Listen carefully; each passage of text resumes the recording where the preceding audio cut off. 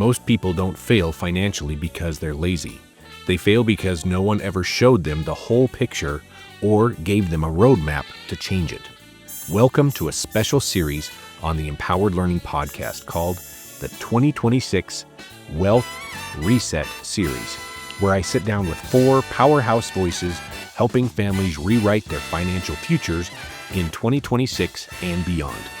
Today, I'm joined by Sandy Northup, Executive Director with United Financial Freedom and one of the top financial coaches in the country. We're talking about what really keeps people stuck and what it takes to walk into financial freedom. Let's dive in. Good morning, my friend. How are you today? Good morning, Andy. I'm great. Merry Christmas. Merry Christmas to you. I guess it's not Christmas where everybody's listening to this. That's but all right. It was Christmas yesterday. It was Christmas yesterday. Yes, exactly right. So, a lot of my end of year podcast is going to be talking about Christmas, and they're going to be watching it in January and February, and they're like, what the heck? But hey, that's what it works. It should kind of be Christmas all year round. So I think it works. Too. Yep, I think so too. So I am so excited that we get to do this. You and I talk, seems like daily, the last month or two. So we know each other really well, but my audience does not know you as well as I do. So I'm so excited for them to get to know the wonderfulness that is Sandy. So this is going to be a fun conversation. Thanks. I know. I'm so glad we get to talk every day. We're doing some great things together and having a lot of fun. We are. And I'm excited to kind of get your take on that and hear about your journey a little bit. And then we can kind of talk about all of the wonderful work that we're doing at this point. But let's start off with a fun question here. You have been a dynamic leader through the years in multiple avenues, just recently with the company that you and I work with. But I'm sure you, and I know I've seen this live, you helping people kind of overcome some fear. So what is a common fear or a limiting belief that people bring to the table, one, and then two, how do you help people work through that? I love that question. That's such a great one because we've really spent the last 10 years kind of in a mentoring role with a number of people on their leadership journey. And almost always, it is always a mental limiting belief where they just don't think that they can do it or that it's possible for them. Or, we get beaten up. As the older we get, the more wounds we have along the way. And those wounds take a toll on what we believe is possible. And so a lot of the time, it's just looking at a person for who they are and what they're capable of, and then helping them see that too. Because I know for me, when I started my leadership journey, I was super duper broken. I had been in an abusive relationship, and that takes a toll too on what you believe you can do, because how'd you let yourself get into that situation is kind of the thinking. And so it took a lot of discipline and having people see who I was meant to be before I could see it. And so I think that that's the biggest gift that we can give to folks, is to see what they're capable of and to help them, guide them on that journey of small steps. Right? Small victories lead to great victories, but we've got to do the small victory first. And oftentimes the small victory starts with just believing that you're worth that victory. Yeah, I love that. Just believing what they're capable of. I don't know if it was in one of the trainings that you and I were at or otherwhere. I'm sure I've heard it other places, but sometimes it's you as the leader see the belief, see the possibility in front of them, and the person that you're in front of does not yet, right? So your job as the leader is to kind of help them see that, let them borrow some of your confidence in that reality in the future. It's not easy, but I know you as a dynamic leader and just as a very heart-centered leader do that exceptionally well. So thank you from me to you for doing that. But I'm excited to dive into a little bit more of the the how-to. I think some of that is a little bit intrinsic. However, I think leaders can be taught and can be grown. You don't have to be just a dynamic leader from the womb. There's a much very much. I don't know if there process. are many that start that way, not and very if many. they are, they don't connect well with the rest of us because That's true. The rest of us are just mortals. That's right. We're mortals. I love, it always starts with our own belief. And so to be able to effectively transfer that belief to somebody else, we have to believe what's possible. And so there's a lot of work inside before Mhm. I can ever help somebody else with their inside. Right. And leading somebody down a path of what's possible, I have to know for certain that it is. Mhm. And so that requires a tremendous amount of due diligence and just asking all the questions and walking the journey. And so Right. if we've walked that journey ourselves and have those victories, it's much easier to see strengths in somebody else. And that's really the secret, I think, is looking. Each person's unique and each person has their own wounds. Most of us have been bleeding out on the side of the road, taking on water at some point along the way, and that leaves scars. And so, taking the time to understand the person that I'm working with and just who they are, Right. and where they're wounded will help me help them heal, number one. Mhm. But number two, it kind of defines the path of how do we Mhm. get to what their end goal is. And just level setting expectations and making sure, Mhm. is anything possible? Absolutely. Yeah. But I want them to have a victory right out of the gate. So I don't want to Mhm. shoot for the stars on the first Right. one because that might knock them out completely. And Mhm. so it's, making a big deal out Mhm. of the small victories because they Right. are big deals.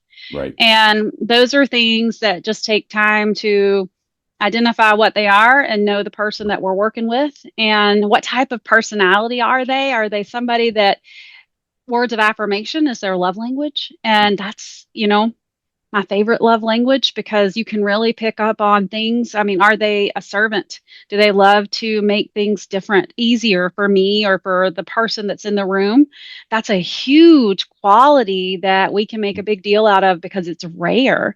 And that type of just taking a breath, we get so busy.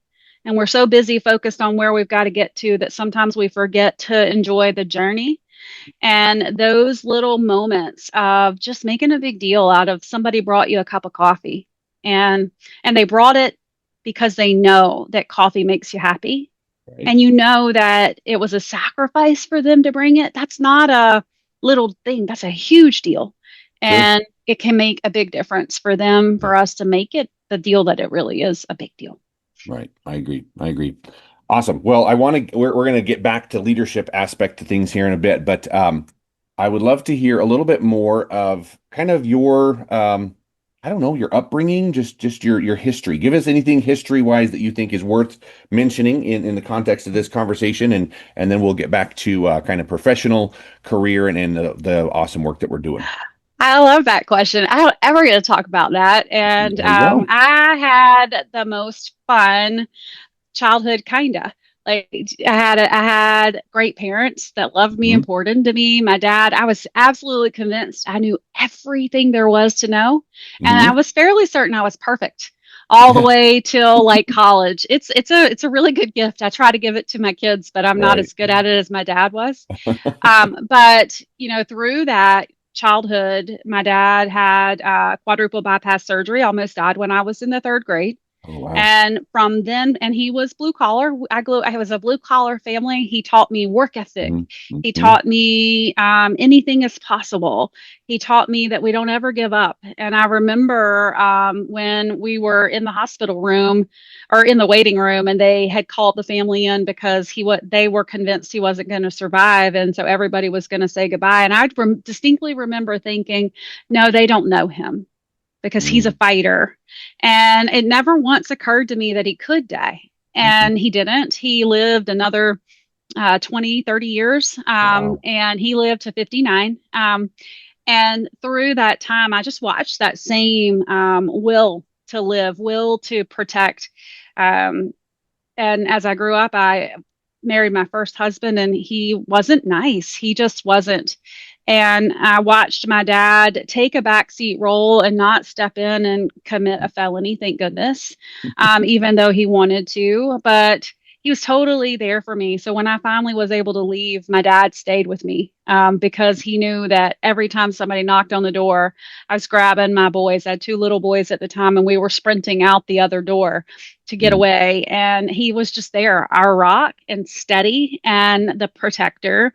And it kind of honed the value of that for me, that I could be that for somebody else, for everybody else. And that was so comforting even at my deepest, darkest hour when I was most afraid, I had my dad. He was there. And I'm like, I want to be that person Right. for anybody that needs that. And then fast forward, I have an undergraduate degree in accounting. Why? Because my dad got very sick in the third grade and I knew I could always get a job in accounting and it would pay well. Not because I love accounting, because nobody does. Because why I missed it. What was it? Because just Nobody loves accounting. They no, just is that don't. the truth? They think they do, but if they did something else, they would love it more. And so, worked for a Fortune 250 company as a lead financial analyst and got back to the same feeling of, man, pushing numbers around is not changing the world. And that's not what I Mm, wanted to do.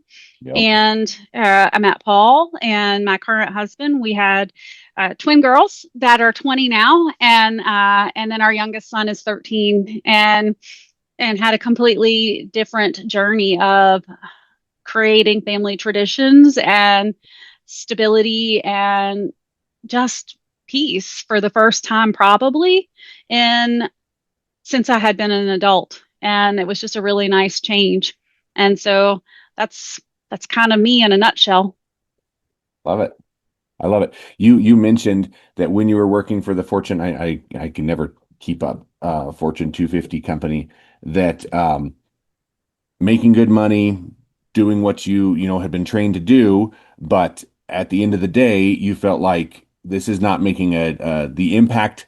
It is serving a purpose, right? We understand that aspect of it, but at the end of the day, it is not fulfilling the purpose that you felt that you were put on the earth to be here for. Is that accurate statement? Yeah, Okay. absolutely accurate. It Yep. was, I worked for an amazing company. We had Mhm. stock options and we had flex time. So if I worked 10-hour days, I could have every other Friday off. I mean, there Yeah. was so much vacation. I was paid so well, but I just felt like I was wasting my life. I was making shareholders happy, but I Hmm. was also, when it was month end, it didn't matter if it was a kiddo's birthday. I was not going to be leaving because I had Hmm. deadlines, and I wanted to read babies. I wanted to read books to babies in the NICU or Hmm. in the cancer center, not in the NICU. I wanted to hold babies in the NICU, read books to babies in the Hmm. cancer Right. center whose parents were having to work, do something that, Right. quite frankly, doesn't pay anything, but Right. pays Right. much more, right? In making a difference. And kind of split the difference. I knew that I Hmm. needed to be able to make money, but Hmm. I also felt like I could make a difference. And so Right. that's when I left. I left my amazing job Mm. and started out on my own and decided I was going to focus on financial security, financial literacy, helping entrepreneurs and small business owners get ahead. Mhm. And that way, at least I'm still using the skills that I had developed through undergrad and my master's, but maybe it was also making a difference sometimes. Right. Right. Yep. I love that. We want to dive into the financial literacy, and I know that there's another big life-changing event in your life that I want to get to here in a little bit. But I resonate very much with this, and I will say I was not working for a Fortune 250 company, but not quite the same lucrative aspect of things. But doing good work, being good at my job and this kind of stuff, but not feeling that I don't know, the yearning. I'm not I'm trying to over whatever, but like the yearning in my heart and my soul was not being fulfilled because I knew that I was capable of more. I knew that God put me on the on this earth for more than just that. And again, education was great. I knew that I was making connections with those kiddos, but for the last 15 years or so, I've been in educational technology, which is again a wonderful field, and I've met some wonderful people, and by proxy, 3, 4 levels down the road, they're making some great heart connections. But I'm so far removed from that significant change in people's lives. I'm feeling a little bit left out of that. So I think that our this is starting to be where our journeys will mesh here in just a little bit as to how we are so excited and kind of locked in on what we're doing with families in America. But before we do that, I'll leave people wanting just a little bit more. There was another event that happened in your life that I know from having heard this story multiple times completely shifted the your world. Can you tell us a little bit about that? Yeah, absolutely. So, Paul and I we're from North Carolina and we had worked here, but we found ourselves in a place where we could work anywhere. We were both self-employed and we moved to Florida because it's warm there and Mhm. Disney's there and it was just happy. My ex-husband wasn't there. I mean, all the things. And, we it was just such a peaceful move. And Mhm. but our oldest son Taylor had just he was 19 when we moved, and he didn't want to leave his girlfriend, he didn't want to leave his friends, he didn't want to leave his job, so he stayed. He was an adult, and Mhm. it was the hardest thing that I've ever done, but you gotta let them do their thing. And he was successful. And we were at dinner one night, and the phone was ringing off the hook. And I don't know about you, but I have this hard and fast rule: no phones at the table. We're having dinner. It's quality time, Mhm. whether you like it or not. I love you Right, so right. much. But it just kept ringing, and I remember distinctly thinking, everybody I love is right here. It can wait. And then I realized everybody I loved wasn't right there. Mm. And so I grabbed the phone, and I could hear Taylor. He was screaming in the background, and it was a person that had just run over him. He had been in a motorcycle accident, Oh, and it threw him in the highway, and a Jeep had run over him. And so it was catastrophic, unsurvivable accident. And I remember just instantly I fell to my knees and started praying for him. And we scooped everybody up, got in the car, got the dog, started driving to North Carolina because you could get there just as fast driving than getting a flight. And we mhm. were on the phone with the doctors, and they're doing surgeries and trying to save him. And my sister was there with him because she's the best in a Yeah. crisis. And long story short, he was in a coma, non-responsive to pain. And by the time I got there, and we were doing brain death studies, and we were um, talking about all the things, the what ifs that were all bad. And the doctors were telling us that he would never talk again, never breathe again, never eat on his own again. I'd never hear his voice again, and that I needed to let him go. And I just remember in that moment knowing that our God is faithful and good, and it's a God of miracles. And so I was like, I'm not ready to give up yet. I'm like, let's give him a chance to fight before we just write him off. Right. And I feel like that so much in with our team, with our business, with our friends, is sometimes it looks so incredibly bleak and the world is just against us. And that's how I felt in that moment. It was me against all those doctors, but it was me and God against all those doctors. And I remember mentally putting myself in a bubble, and I just wouldn't, like, I heard the words, but I refused to even process them. And so I had my AirPods in and I just listened to Christian music on repeat. I had like these handful of songs that things like Even If, which was basically saying, I understand it's not my plan. I understand it's your plan. And if he's not going to survive, I understand that that's your plan and I'll be okay. Yeah. But I'm like, but if there's a chance, I'm Mhm. like, I'm all in for whatever my role in this has to be. And so 8 months later, we discharged, and 2 months before that, he turned his head for the first time. We were in the hallway. At that point, he had not given any indication that he was even there. And we were in the hallway waiting for speech therapy. And I was talking to him just like I always would. And I had said, I'm like, man, I would do anything just to, if you could just kiss me again. I'm like, if I could just have a hug. And for the very first time, he turned his head and he kissed my cheek. And it was a miracle. It was confirmation that he was there. It was everything that we had spent the last 6 months hoping for. So of course, speech therapy came down. I'm crying. Taylor's crying. She Mhm. starts crying.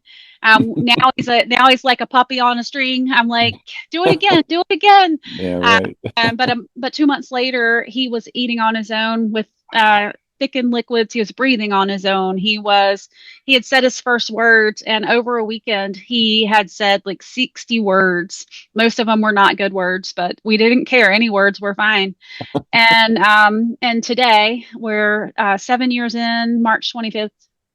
of 26 will be 7 years. And he took his first steps. He remembers every morning we get up and we spend the most amazing time together. And he is the biggest blessing and a constant reminder of how incredibly good our God is and how incredibly grateful. Doesn't matter all the crap that we deal with. Right. I didn't have to grieve him. He did Hmm. come home total care. He in our life is so different than it ever was before. And all the things that I took for granted that I didn't realize I was taking for granted, of course. I miss them sometimes, Sure. like, to go to the grocery store alone, without it being a massive production. Thank goodness Walmart delivers, right? And Right. so all these things are different, but it really did influence who I became. And I look back to all of those lessons my dad was teaching me all along Mm. Right. about, Right. family is everything. And the only thing that you really have is your character, your word. And if you want it badly enough, fight for it. And then do what it takes. Don't give up. And I take that to heart all the time. I take that to heart with our kids, with our team, with our family. It's, we're not done until it's over. And until Right. then, we're going to keep running and we're going to keep Right. fighting. And sometimes we get tired, and that's okay too. And you just take a breath and lean on somebody else that's going to hold you up for a minute, and then you go again. Wow. Wow. I've heard that story multiple times, but never in as much detail, and it moves me to tears every time. And I don't even know what else to say. I appreciate you sharing that, and yeah, very, very, very touching. And I'm glad to know that Taylor is still there and that you still get to kiss him every morning and take care of him. And I know that you see, yeah, that is an absolute blessing. So God is good. And I don't know if you saw I sometimes you just don't know what to write, right? But God, right? Everything was pointing towards not going to come home, not going to be able to function, whatever your faith and belief, but God knows better than we do, right? Better than doctors do. So yeah. Thank you so much for sharing. That's an amazing, amazing story. Appreciate that. Yep. Of course. Okay, let's shift a little bit. I know that again, from having heard conversations with you with clients that you and I work with, during that time where you were in the hospital for 6 months, 8 months total, just completely locked in on taking care of Taylor. Um, you were obviously not working at that point, and that was a stress and this kind of stuff. And I think that is if my well, I guess my timing's not quite right. At what point were you brought into this idea of a new system that would help to remove the doubt, remove the uncertainty? There's the word I was looking for. What the uncertainty of what's going forward when the checks stop, when the bills start piling up, when there is an accident, when there's all this kind of stuff, right? There's life happens, right? Life is going to continue to happen whether you have a plan or not. Good friend of ours, better for you than me, but I'm getting to know him. Continue to share this idea with you, and if memory serves, he shared it another time when the timing was right, and that was kind of a shift for you. Tell us about where you were at in that moment and what that did for you. Yeah, absolutely. And you're 100% right. I gave everything I had to Taylor, and Mhm. figuring out how to keep him alive and Right. focused on his recovery. And through that, I was self-employed at that point, and not in a good way, in a way that all of Mhm. my clients counted on me. I was the magic. Okay. And so that income just went away over time, and Right. we were cash flow negative. Okay. We were digging a hole. We Mhm. had to take on a new mortgage because we had to renovate this house for Taylor's wheelchair. We had cashed out all of our retirement over those years and had nothing left. And I had woken up. I was 52. It was September, October of 24. And I remember that the night before Kevin called me, I was just praying. I'm like, Lord, am I supposed to go back to corporate America? I don't know what my path forward is. I just know it can't continue to be this, so I'm trusting you just to tell me what to do. Tell me what to do. I think I'm Right. supposed to be here with Taylor, but not like this, because this is slowly killing our family. And Mhm. just teaching resilience for Mhm. sure, Yeah. but taking a toll and lots of stress. And the very next morning, Kevin called and he shared an opportunity with me to help families cancel interest on their debt, create wealth, replace retirement, to be able to have a system to get out of debt and create wealth at the same time. And I could do it 100% from home. I could do it Mhm. 100% on Zoom. And it was exactly what I needed, because I needed to be home. I needed Taylor to hear my voice, but I was replacing a substantial income that I had Right. walked away from. It wasn't a little income. It was Mhm. a lot. And Taylor's a lot of, it's expensive to take care Right. of him just to meet minimum needs. And the system's not designed to help people like Taylor. And it breaks my heart. It's on my list of things to do, Mhm. because if he hadn't had us, he wouldn't be alive right now, Yeah. Right. because it's just not there.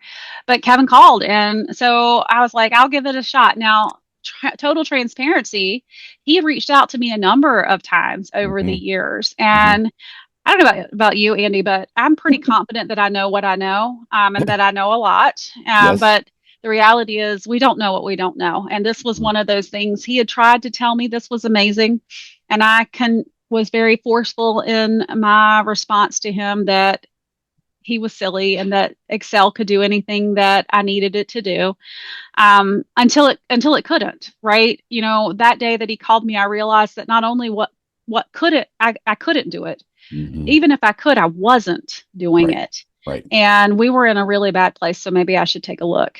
Mhm. And when we did our free analysis and took a look at what was possible, Mhm. I entered in a very conservative estimate of families that I could help, just one a week, Mhm. do the same thing. And when I ran our free analysis, it gave us, not only were we cash flow positive again, Mhm. but within 5 years, we were going to be debt free, including the 29-year mortgage that we still had. And, but when I took it one step further and started looking at the wealth building component and what was possible there, I realized, holy Hannah, I didn't even realize we could use the same dollar twice. I didn't realize that was out there. And if it was, I didn't realize we could, because we were so broken and broke when we got Mhm. started, Mhm. that it was exciting to think. Mhm.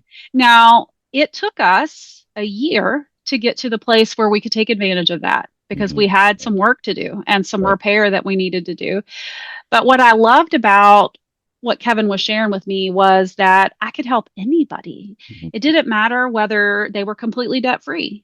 Then we just focus on being more strategic with the dollars that they have and making sure they're making the most out of them. Didn't matter if they were cash flow negative, if they were willing to work. If they were willing to help other people, they could bring income in and become cash flow positive. And now we've solved two problems. Mhm. And then it didn't matter if they're just like most people that are trading time for money. Mhm. There are so many people out there that have no hope that they're ever going to pay off their mortgage, that they have no hope, that they don't even realize that being debt free is an option. And we can make that possible in half to a third of the time. Holy Hannah, we can make a massive difference for these families. And the first thing that I thought when I really started to grasp how big this was and what the potential was bigger than just helping families be debt free.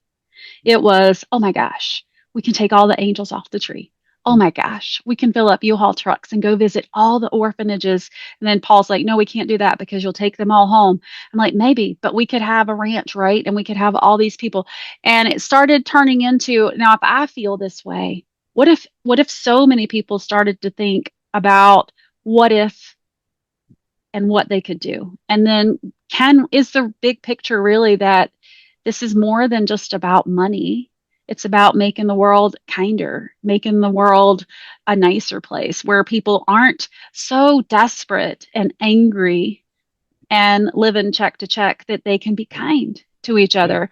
I can't tell you how many times somebody just drops the door. I've got a 240-pound man in a 460-pound wheelchair that I'm trying to drive through a single Mhm. door because businesses, did you know, they lock that second door or there's a metal bar there for their Mhm. security so nobody breaks Mhm. in, which makes it really hard to get through.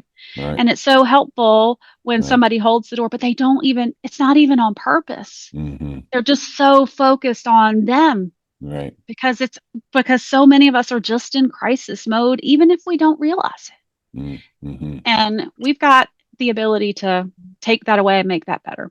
Yep, I love that. A couple things I wanted to just kind of circle back around to, um, and if nothing more than to just kind of repeat this, is you don't know what you don't know, and you need to understand that it's okay to not know everything. And I feel like there's a lot of people that I think there's some ego and some whatever that kind of builds up and is resistant to the fact that anybody else might know anything more than them on any subject, which if you stop to think about is absolutely ludicrous. But I think there's a lot of people that they put up walls before we get two or three words out because like, oh, I already know. Do you though? Because I just real story. I've this is obviously my podcast. I'm on other people's podcasts, and I was on one called Bartell's Money Talk probably a few months ago. I'm not even sure it's the episode has dropped yet, but they've been in the financial space for 30 or 40 years. I was telling them about this financial GPS. They were blown away. Like, how have we not heard about this?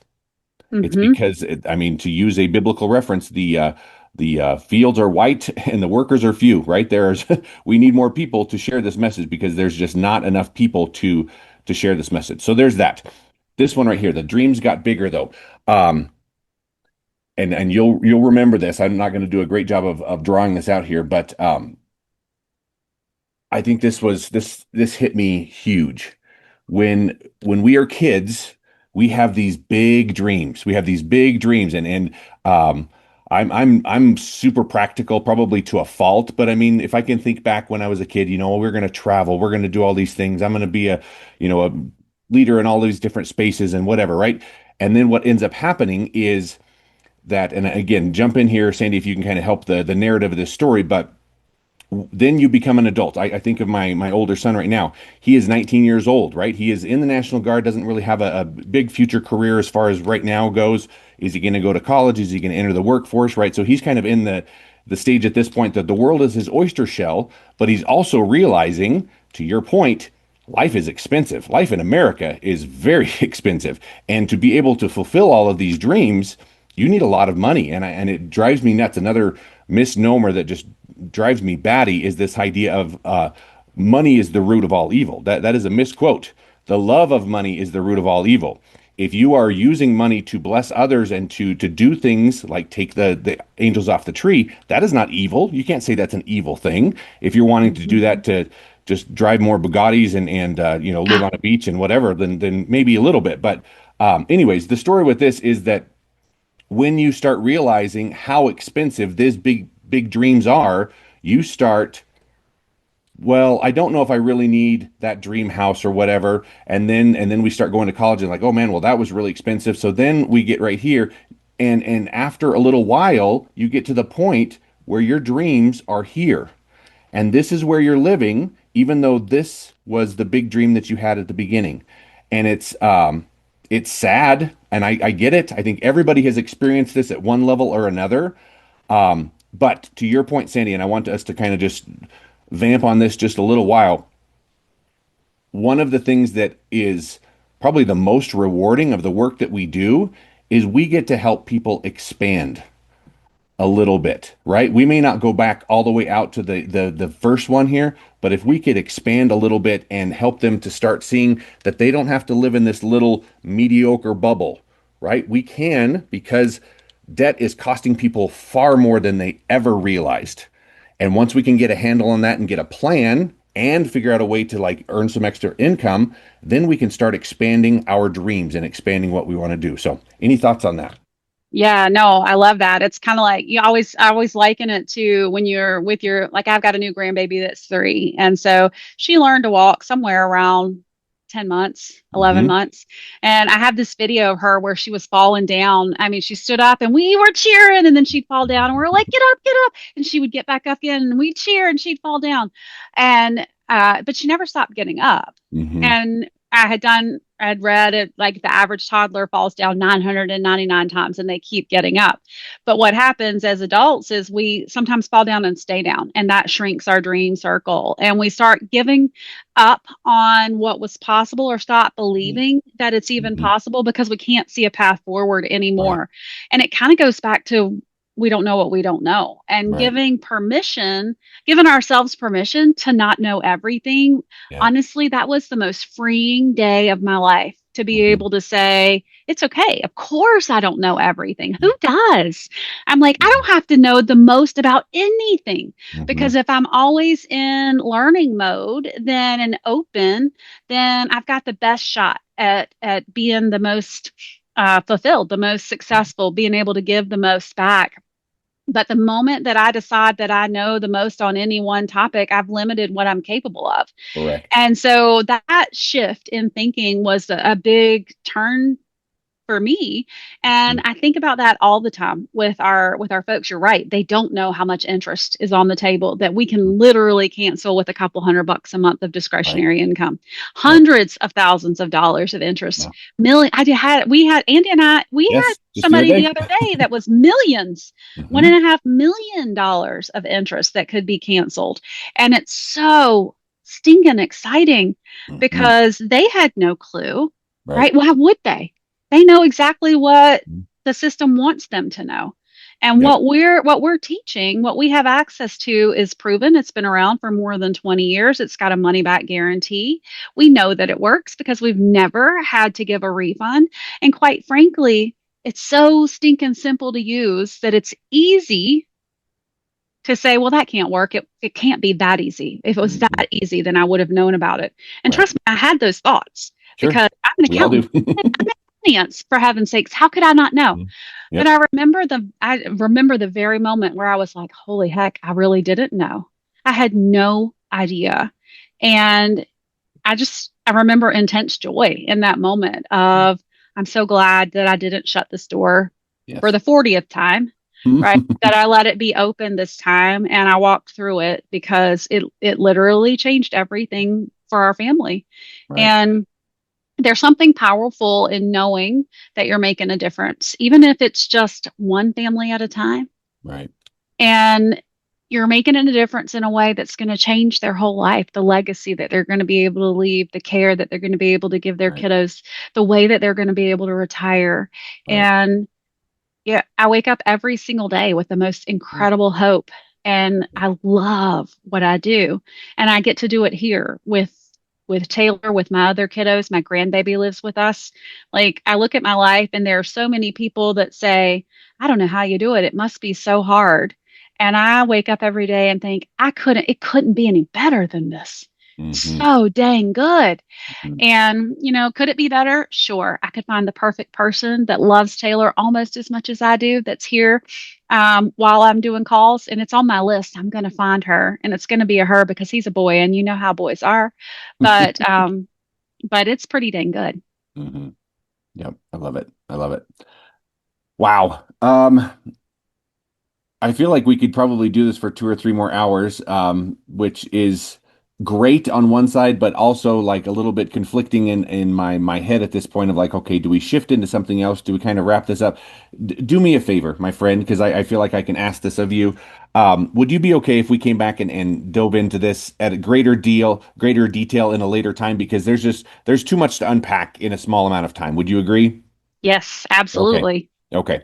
So let's do that. Let's agree that we're going to come back and kind of pick this up where we left off because there's so many more amazing things to share. And by the way, I don't know quite what order we want to do this in, but we're going to have a series of amazing speakers at the first of the year. So just next week from when I'm recording this. And this is just Sandy's is one story. We have John on, we have Di. I'm working on getting rich, which you don't know who these people are, but these are phenomenal leaders in this space. John is the founder of this financial GPS that has changed so many people's lives. So you're going to hear from all of the leaders the impact that this is making in so many people's lives. So stay tuned. Understand that Sandy and I will pick this up later on. But for right now, Sandy, let's do this.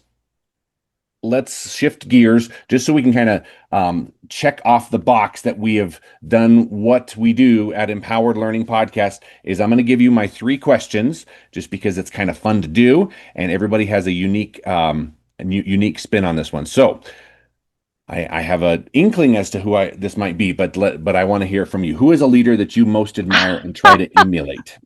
See, I'm curious who you think it is. You go first, and then I'll say if you were right. How about that? Or if I was Oh, right, you're going to be right. it's so funny.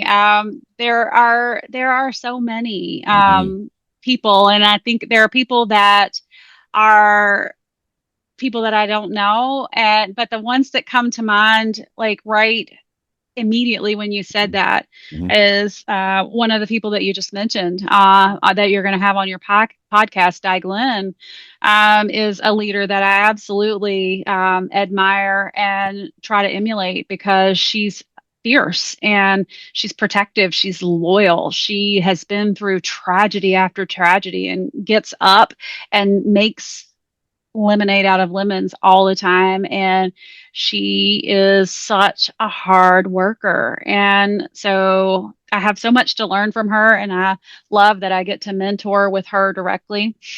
So she's like my real life people.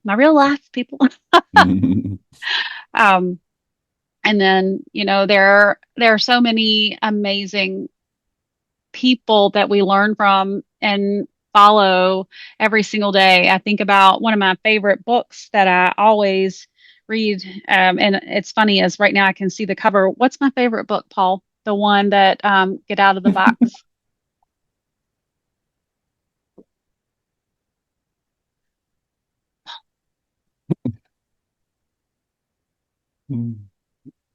Well, in a second, I'm going to remember it, but there it is. What I love about it is it reminds us that everything isn't about us and that we need to get out of the box and we need to Right. think about, do you know which book I'm thinking of? Leadership and Self-Deception. That's what it Okay. is. Leadership and self-deception. And so that type of thinking is what I think is critical to be the best leader that you can be Mm, is to remember that we have to look at it from your perspective always. mm, And if I whether it's personal or work related, why am I thinking that you're silly right now? Right? What are you mm, thinking? And why are you thinking it? And mm. then that can help talk me off the ledge of frustration Yeah. or irritation and Right. get back into a more compassionate role. So who were Right. you thinking? I was actually thinking your dad. So Oh, my dad for yeah, sure. right. Yes. Yes, I of was trying to course. think professional ones. I'm fairly certain he was the second person that could walk on water. He just didn't show it. Yeah, I love Um, that. but I miss him. I miss him every day. Yep. He was just such a good example Mm, of how to overcome and mm. how to love unconditionally. And I think those are all skills that are underrated now. We're in such a world where we have to think about ourselves. And I don't know that he ever thought about himself first. I never saw it. And I wish that he had lived a little longer so that I could take care of him because I think back to all the times that he probably gave me his last dollar and went hungry because of it. Because he was sick, he was very poor, and I just didn't realize. So I would literally like a mulligan. So if Mm. we can make that happen, that would be amazing. Yes, I'm right there with you. I'm right there with you. Thank you for sharing. That was wonderful. Question number 2. What learning, you and I have had a year, have we not? This has been a year. Yes, What it learning has has. most impacted you in the last year? This might take a while. Oh my goodness. There's so many. hmm It, probably the biggest piece of this last year has been twofold. One is learning how to work again and still take care of Taylor. Okay. And so just that age old dilemma of work life balance, just at a different life. But I spent a massive part of this last year learning about how to create wealth, how to be Hmm. strategic with money, how to really be effective at looking at a family at where they are and how to take them to the next step. And it was a tremendous amount of time, but so incredibly worth it because every family is slightly different, even though the Yeah. methodology of how we get there is the same. Hmm. But their end goals are different, and we get to Yes. factor all that in. And Hmm. so, whatever is important to them, that's the plan we're creating for them. And so, it's been a year of learning how to do that effectively. Love it. Love it. Very good. And then the last one, which is again kind of on brand for the podcast here. How would you empower learning for future generations? Oh, I love that. Obviously, it makes sense because it's Yeah, the Empowered Learning podcast. there you go. Um, I think part of it is being able to duplicate what we're trying to teach and training people, whether it's through videos or podcasts or in person or all of the above, the bigger picture. Yeah. And I think that's kind of what we're trying to do anyway, with what we do. But it starts with what's possible, right? And so many of this next generation that's growing up, entering, like your son, entering the Mhm. adult world right now, they don't even think it's possible that they can have a mortgage, Yeah. much less that they can change the world. Right. Right. And so it's shifting that belief back to and modeling what's possible for these guys and setting up paths. I mean, how important would it be to go and do in-person seminars and it just be these kiddos where Hmm. they're coming in and they're learning these foundational principles and Right. we're teaching them not only what's possible but how to make it happen, how Yeah. to Right. execute. Yep. And so it seems so simple and at Hmm. the same time overwhelming. It's like I can see it so clearly and yet it's not happening. So Right. let's make it happen, Let's make it Annie. happen. Make it happen. I love it. I love it. Well, Sandy, I have been looking forward to this for months, honestly. I get to interview and talk to some amazing people. This one has always held a very special place in my heart just because of how much I look up to you and how much I just know your heart, and you're just one of the coolest and most wonderful people that I know. So thank you so much for your time. I really, really appreciate it. And we'll just continue doing amazing work, and we'll have you back on again. How about that? Thanks, Andy. You bet. Thank you. Take care, guys. See ya. Bye.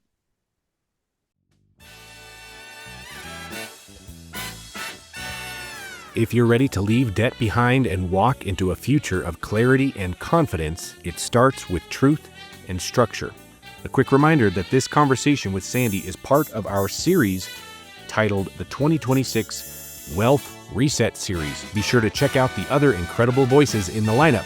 You won't want to miss what's coming. And if this episode encouraged you, subscribe, share it with a friend, and join us again on the Empowered Learning Podcast.